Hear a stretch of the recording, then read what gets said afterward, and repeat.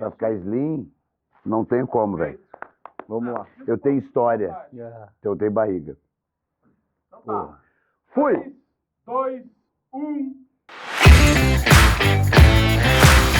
O Persona Colorada desta semana recebe o intérprete mais vitorioso do Carnaval de Porto Alegre, das nossas tradicionais e importantes, fundamentais para a cultura popular, escolas de samba da capital gaúcha. Sandro Ferraz, o homem multicampeão, são títulos por diversas escolas de samba em Porto Alegre, tem uma origem no Carnaval, na história da cultura popular da nossa cidade, também do sul do estado, e tem a raiz da cultura popular no seu ofício, que é cantar samba, que é interpretar samba nas avenidas, e especialmente no Carnaval de Porto Alegre, mas também se apresentando em outras grandes festas populares do nosso país, como, por exemplo, no Carnaval do Rio de Janeiro, onde o Sandro também já foi campeão. Uma alegria imensa te receber aqui no estúdio da TV Inter, aqui no Persona, Sandro.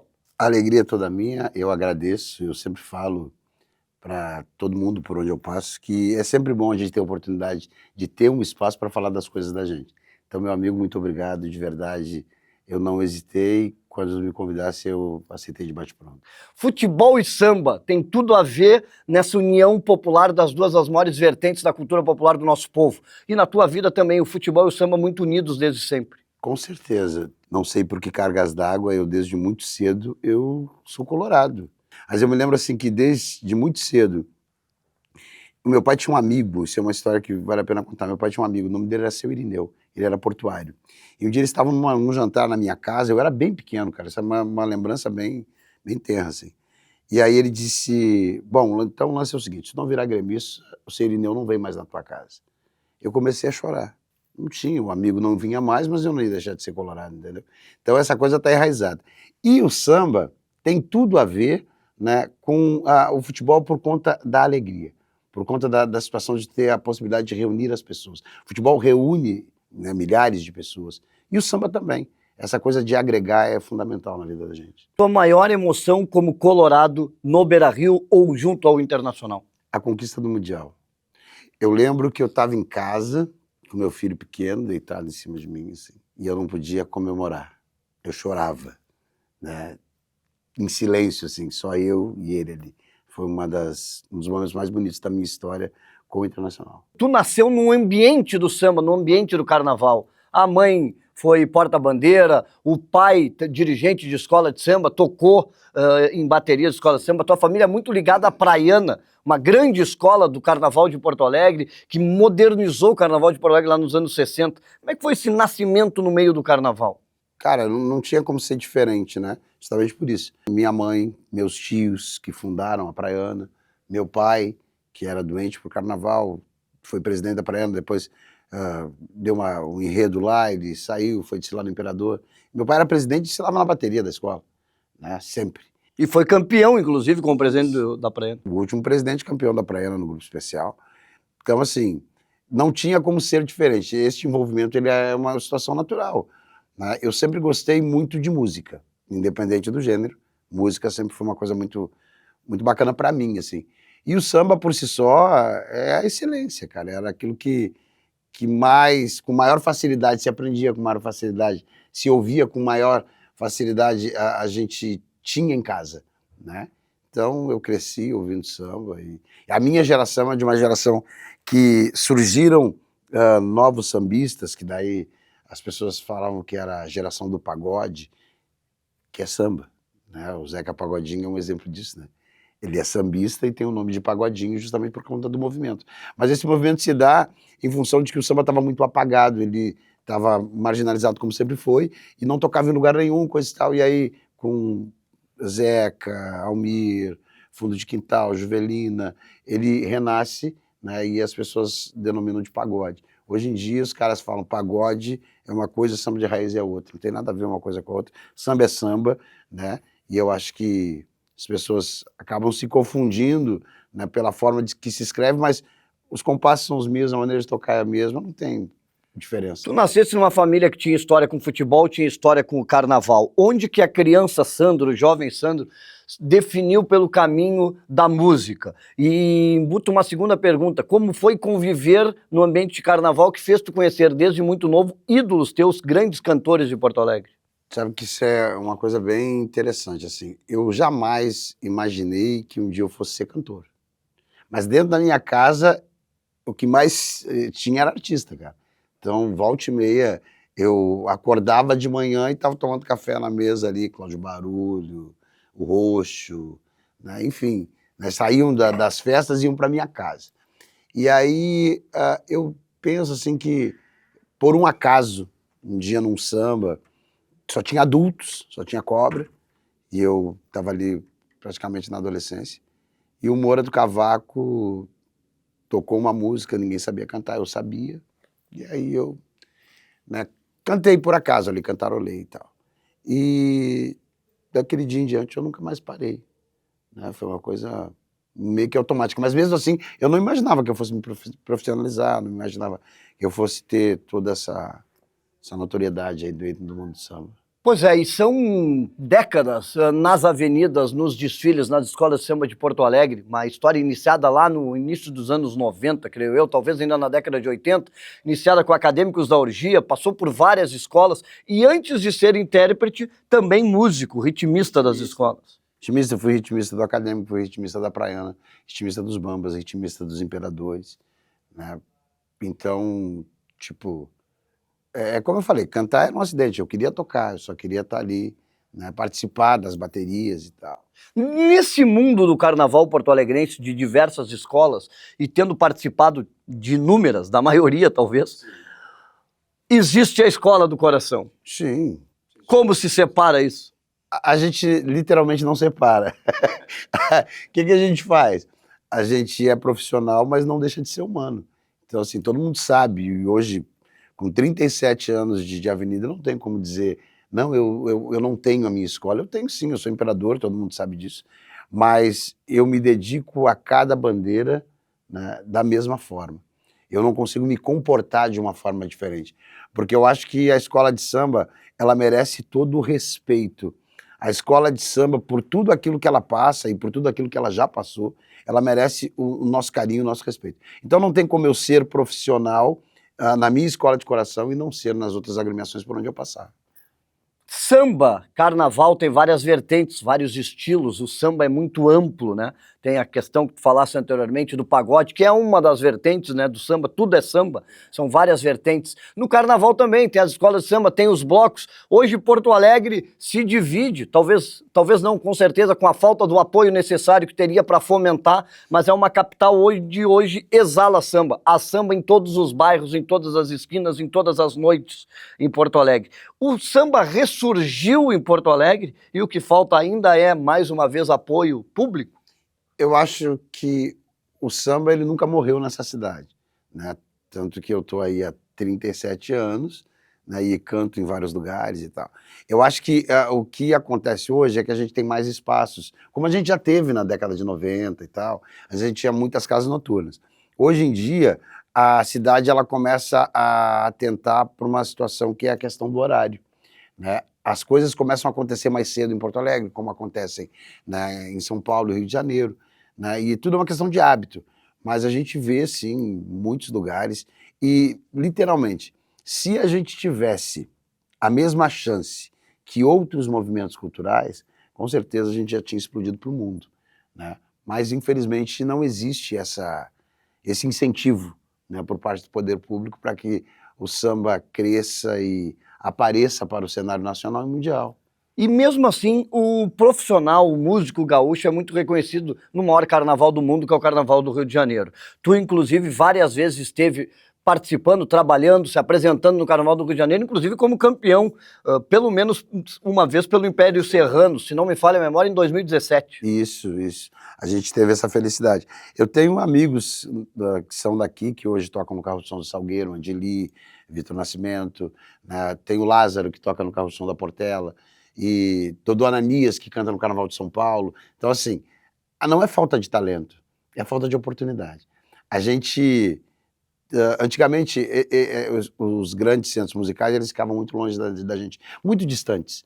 Eu sempre falo assim que a cultura, a religião, né, e eu digo a religião afrodescendente, aqui ela é de forma específica porque a informação não chegava, né? Então, assim, o Rio de Janeiro era muito distante para a população pobre, para a população negra.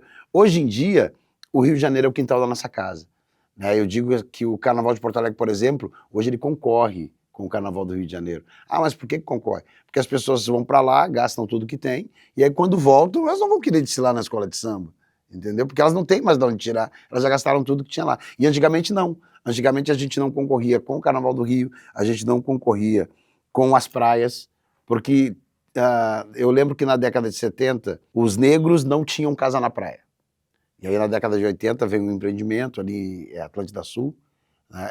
E aí os funcionários públicos negros, que também faziam parte das escolas de samba, começam a comprar suas casas e tal. Então, assim, existe uma geração que os pais são sambistas e os filhos são veranistas, né? Então, é aquela coisa que eu falo sempre. O carnaval deixa de ser atrativo a partir do momento que a gente tem uma condição de vislumbrar outras praças, a partir do momento que a gente tem a possibilidade de ter uma condição aquisitiva melhor, né? Então, ele passa a não ser a prioridade do verão. E na minha época, enquanto criança, era a prioridade do verão. A gente só tinha o que fazer, né, se fosse no carnaval. E tinha toda essa função de que o município disponibilizava, né? Eu me lembro que a Epatur, por exemplo, patrocinava o carnaval na década de 70, 80. Meu pai contava muito isso, né? Então, havia esse incentivo durante o verão para que o carnaval florescesse na nossa cidade. Eu lembro que no carnaval passado, nas datas de carnaval, a gente não teve carnaval em Porto Alegre. Sandro, o vermelho e branco une dois dos teus amores, duas das tuas paixões, o Inter e o Imperadores do Samba.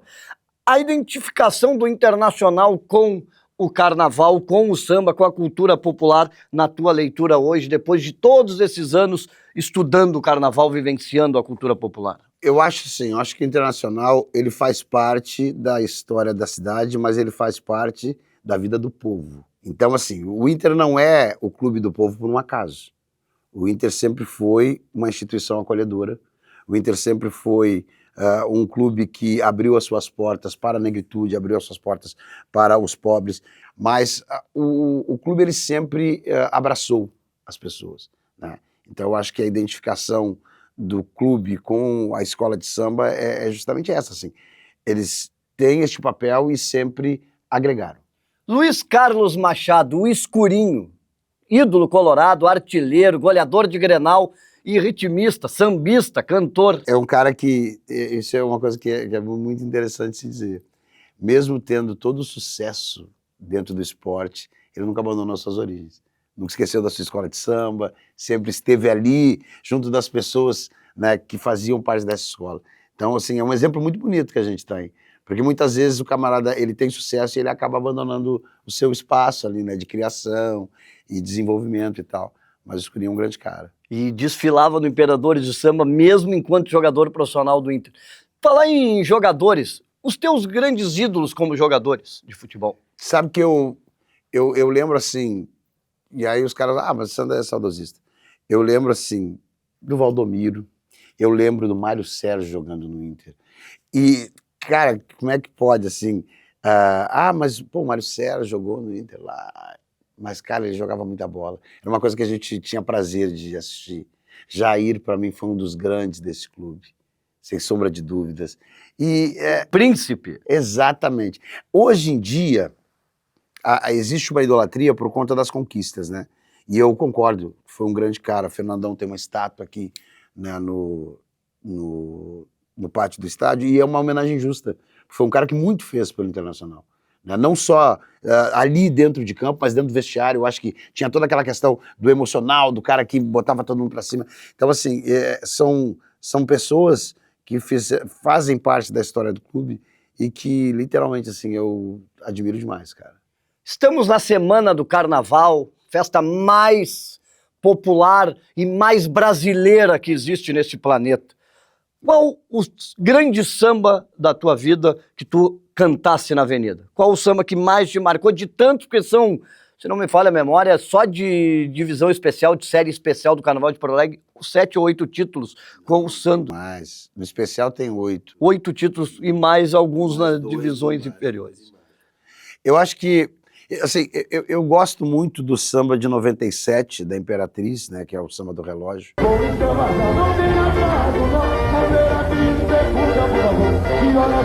Que foi um ano que marcou a minha história. Né? Tipo, a partir daquele momento, as pessoas começavam a me ver a imagem, né, porque passou para a televisão, a questão dos clipes e tal.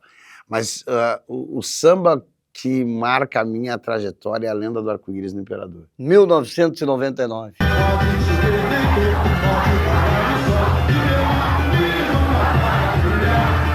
Hoje em dia a gente tem muita dificuldade de eternizar não só o samba enredo, mas o samba enredo tem uma dificuldade muito maior. E nós estamos em 2026. Aonde eu chegar eu tenho que cantar esse samba.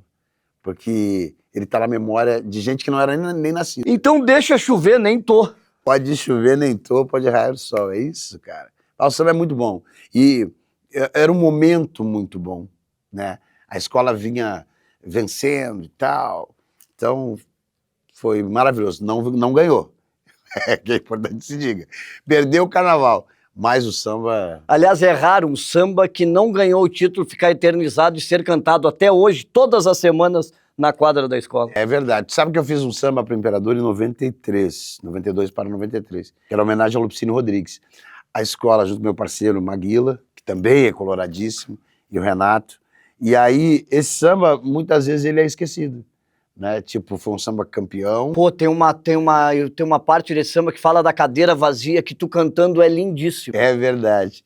Tem que ter nervos de aço para suportar essa cadeira vazia na mesa desse bar. Então, hoje em dia, a gente vê nos ensaios e tal, mas dificilmente se canta, né?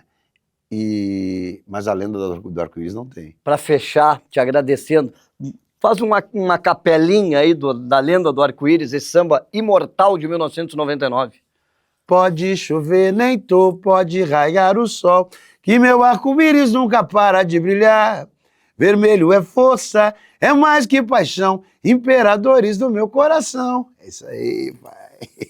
Sandro Ferraz conosco no Persona. Para fechar, Sandro, Carnaval de Porto Alegre, desfile no Porto Seco, no último final de semana de fevereiro. Primeiro de tudo, que nós tenhamos um carnaval belíssimo, e teremos, podem ter certeza disso. Eu acho que o espetáculo ele vem crescendo depois de ter decaído muito, então nós vamos ter um espetáculo muito melhor do que o ano passado e o ano retrasado. E prepare-se, porque não será uma surpresa. Será a confirmação da campeã do Grupo Prata, passando no Grupo Ouro para disputar literalmente com as escolas que já estão há mais tempo e tem uma tradição muito maior dentro do nosso carnaval. A União da Tinga vem preparada assim para fazer um belíssimo desfile. O Inter na vida de Sandro Ferraz. Hoje em dia o Inter está um pouco distante de mim, né? Eu vejo o Inter muitas vezes pela TV e não que o time não me interesse, né? Mas a minha vida não me dá a oportunidade de repente acompanhar da forma como eu já acompanhei, que eu vinha aqui até em jogo treino, né? Mas é um amor que eu carrego, literalmente, é um amor que eu carrego comigo, isso é uma coisa que é inegável. Eu tenho um grupo de WhatsApp que a gente chama de adoecidos, né, que são todos colorados, enlouquecidos e tal. Eu pouco falo naquele grupo, né, mas, cara, é para sempre, não tem, Internacional é para sempre. E isso é uma coisa que só quem é que tem a condição de entender. Às vezes os caras falam assim, não, mas é que a gente tem que respeitar o contrário. Eu não tenho que respeitar o contrário, eu tenho que cuidar do meu, entendeu? Se o meu tá bom, tá tudo certo. Se o outro tá ruim, também não me interessa, cara. Eu tô preocupado com aquilo que é o meu, não tem jeito, entendeu? Então o Internacional é para sempre. Tenho a certeza disso. Sandro Ferraz no Persona Colorada, se inscreva no canal, deixe o like, curte aí e acompanhe as entrevistas semanalmente do Persona Colorada, que hoje recebeu Sandro Ferraz, o homem múmia do Carnaval porto-alegrense, multicampeão, 8 títulos como intérprete de samba na Avenida, no grupo especial do Carnaval de Porto Alegre. Coloradaço, sambista talentoso, Sandro Ferraz conosco.